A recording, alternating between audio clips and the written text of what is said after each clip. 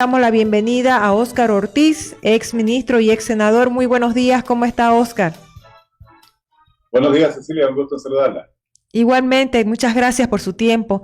¿Cómo ve el escenario electoral actualmente a 2 semanas de los comicios subnacionales?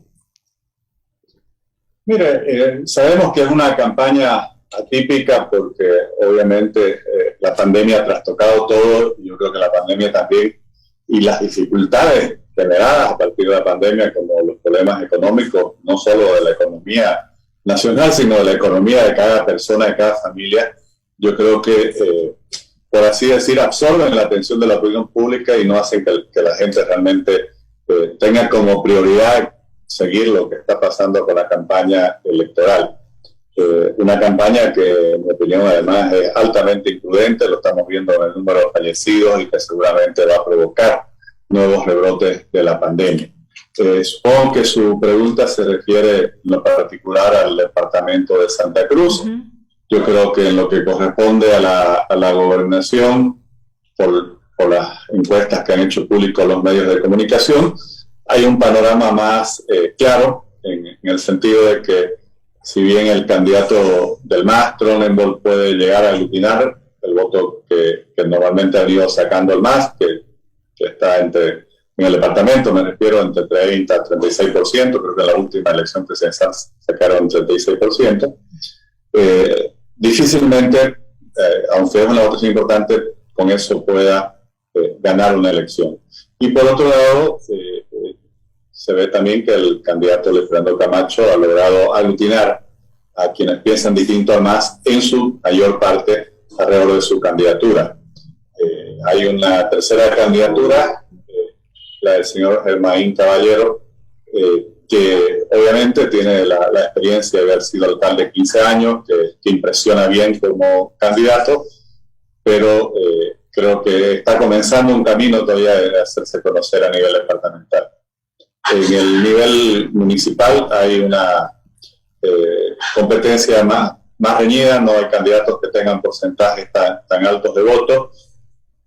Parecía que el candidato Johnny Fernández tenía un liderazgo claro. Los últimos datos que nos han mostrado, porque hemos visto en medios de comunicación, ya aparece el candidato Gary Áñez mucho más cerca, y eso refleja pues, que va a haber una competencia mucho más disputada en esta recta final. ¿Y usted cree que va a haber la gobernabilidad necesaria en el gobierno municipal dentro de lo que es el consejo, o van a ser necesarias alianzas? Mire, como van los números, todo indica que van a ser necesarias alianzas, porque sabemos que hay 11 concejales, y con los números que tienen, donde el candidato que ocupa el primer lugar en esas encuestas está cerca del 30%, bueno, no pueden sacar 6 concejales con 30%. Seguramente el voto válido va a subir un poco más, pero sería muy difícil que el primer posicionado llegue a tener mayoría propia. ¿Qué va a ser determinante en estos días? Quedan 2 semanas para las elecciones, ¿y qué va a ser determinante para que estos candidatos puedan subir o bajar? Bueno, por un lado, se va a poner a prueba quienes tienen estructura. Al final somos ya un municipio, bueno, somos el municipio más poblado del país, un municipio, no tenemos datos recientes y el censo tuvo muchas fallas, pero que debe estar alrededor de los 2 millones de habitantes, bueno, con numerosos cantidad de barrios. Entonces yo creo que las estructuras, pues los que tengan estructura van a demostrar el hacer su trabajo. Creo que los programas de los distintos candidatos no están siendo algo que llame demasiado la atención, y si bien ha habido algunos espacios de confrontación de programas, han sido muy reducidos, entonces eso va a tener un efecto limitado. Quizás también se pondrá a prueba qué capacidad tienen los candidatos en salir de su votación base, por así decir, e ir a otros segmentos, a otros sectores de la población. Por ejemplo, hay algunos que están creciendo, están bien posicionados en la clase media alta, pero les cuesta entrar a los populares, ¿no? Y les cuesta entrar también al voto joven. Hay otros que están bien posicionados en los sectores populares y no logran entrar, o quizás no están trabajando también para eso, a los sectores más de clase media. Y obviamente un candidato para ganar, como ganaba, por ejemplo, el anterior alcalde, con porcentajes que sobrepasaban el 40%, obviamente necesita aglutinar votación, concentrar votación, no solo en un sector que es importante, como por ejemplo puede ser un sector popular, sino también entrar y tener impacto, tener apoyo en los otros sectores de la sociedad. Ahora, dando una mirada a nivel nacional también, a partir un poco de las encuestas y las tendencias que se muestran, el movimiento al socialismo no ganaría en ninguna de las alcaldías del eje central del país y tampoco en el caso de la gobernación cruceña. ¿Usted cree que si esto se consolida sería un golpe bajo para el MAS y por qué sucedería eso? Mire, yo creo que se va a dar un fenómeno que es interesante, que también tiene sus problemas. Por así decir, si hablamos la oposición o en realidad quienes piensan distinto al MAS, van a ganar alcaldías donde reside la mayor cantidad de los bolivianos. Solo si usted cuenta La Paz, Cochabamba, Santa Cruz, ya estamos alrededor de los 5 millones de habitantes. Si la suma de Alto sobrepasa eso, y está claro que en las ciudades capitales el MAS la tiene muy difícil ganar. Seguramente ellos van a sacar después de que ganaron un mayor número de municipios. Eso es otra verdad, pero con un menor número de población. Eso muestra de que hay una población importante que reclama eficiencia, que reclama gestión, y por eso se ve que en algunos lugares donde, por así decir, no hay liderazgo claro, algunas personas que ya han estado en el pasado, como por ejemplo el alcalde Reyes Villas, están bien posicionados, u otras personas que hicieron una buena gestión pública y que además tiene una personalidad carismática como el señor Iván Arias, están muy bien posicionados. Creo también que lo que va a pasar en el Alto, si se confirma lo que las encuestas pronostican con una victoria tan abrumadora de la señora Copa, marca un punto de inflexión en el proceso político del masismo, porque por primera vez surge un liderazgo que rompe con esa hegemonía que había tenido Evo Morales y su entorno, y especialmente su base del Chapare, dirigiendo no solo el MAS, sino a través del MAS, gobernando el país durante todos estos años anteriores, durante más de 15 años. Aquí se ve que se abre una fractura que veremos después cuál es el camino que toma políticamente la señora Eva Copa, pero está claro que tiene una base con mucho más votos que lo que tiene el Chapare. El Alto es una ciudad ya de 1 millón de habitantes, pero que además está estrechamente vinculada con las provincias del departamento de La Paz, donde hay otro 1 millón de habitantes, y obviamente ahí había siempre un resentimiento de que si bien ellos sentían que lo hacían presidente Evo Morales, después Evo Morales gobernaba con la gente del Chapare, tanto que así que en este nuevo gabinete del señor Luis Arce no hay nadie del Alto, ¿verdad?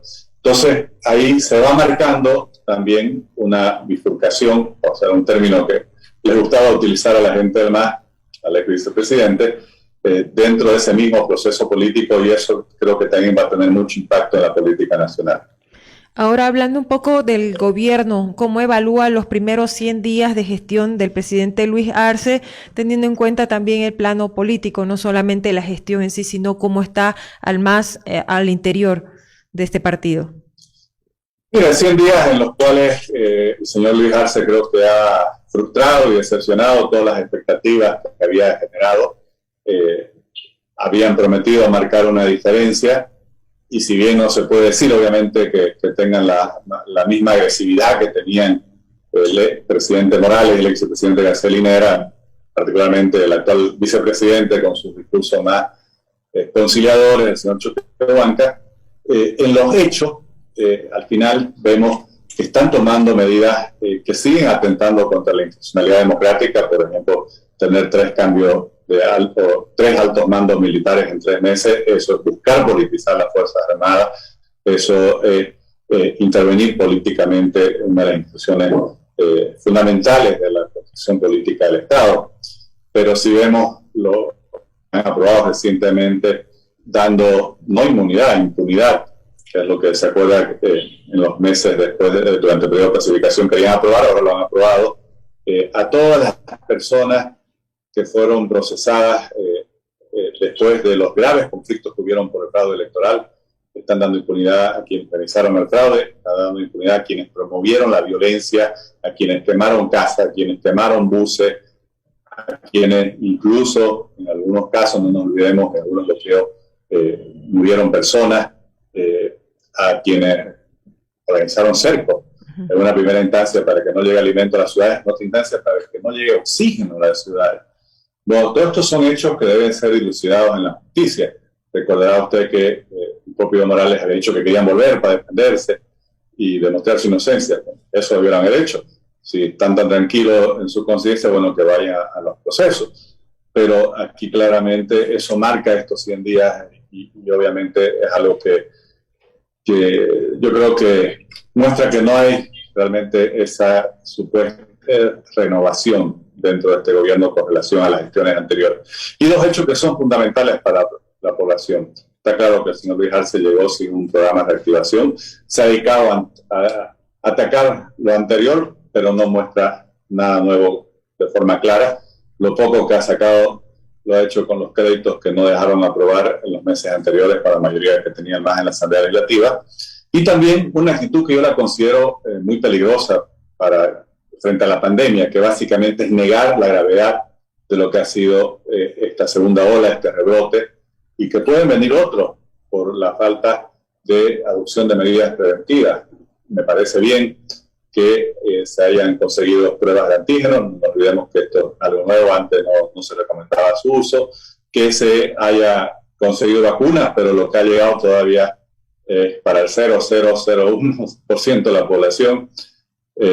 No estamos lejos todavía de buscar una inmunidad y obviamente va a demorar un proceso la administración del programa de vacunación. Entonces, creo que lamentablemente en estos 100 días se ha visto de que no tienen una respuesta clara frente a estas dos preocupaciones fundamentales del momento actual para todas las familias bolivianas. Bueno, muchísimas gracias, Óscar Ortiz, ex ministro y ex senador, por la entrevista. Muy amable. Gracias, Cecilia. Un gusto saludarla. Buenos días. Súmate a la radio de lunes a viernes de 9 a 11. Síguenos en nuestras redes sociales, Facebook, YouTube y Twitter. Publicite aquí. Contáctenos en el 780-84058.